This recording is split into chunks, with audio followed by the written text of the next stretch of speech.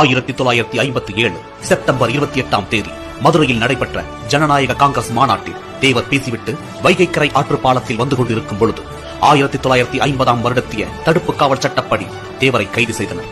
தன் கழுத்தில் கிடந்த ருத்ராஜ மாலையை கழட்டி கொடுத்துவிட்டு இங்குதான் போலீஸ் ஜீப்பில் ஏறினார்.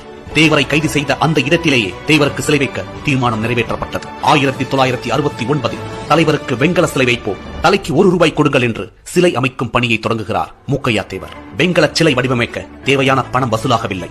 பணத்திற்காக தேவர் விசுவாசிகள் வீட்டையும் தட்டினார். பணத்திற்காக ஒவ்வொரு கிராமத்திற்கும் சென்றார் திரு மூக்கையா தேவர். கூலி தொழிலாளி முதல் பெரிய மனிதர்கள் வரை பணம் தந்தனர். எந்த தலைவனுக்கும் இல்லாத அளவில் 14 அடி உயரத்தில் தேவரது முழு உருவ வெங்கல சிலை உருவானது. 1974 ஜனவரி 5ஆம் தேதி சிலை திறப்பு விழா. சிலை திறப்புக்கு இந்திய ஜனாதிபதி திரு வி கிரியும் அப்போதைய தமிழக முதல்வரும் அழைக்கப்பட்டனர். இந்திய ஜனாதிபதி திரு வி கிரி நம் தேசிய தலைவர் தேவர் சிலையை திறந்து வைத்த பேசுகையில், விடுதலை போராட்டத்தில் தேவரோடு ஒரே சிறையில் இருந்தோம், தேவர் ஒரு மகான் என்றார்.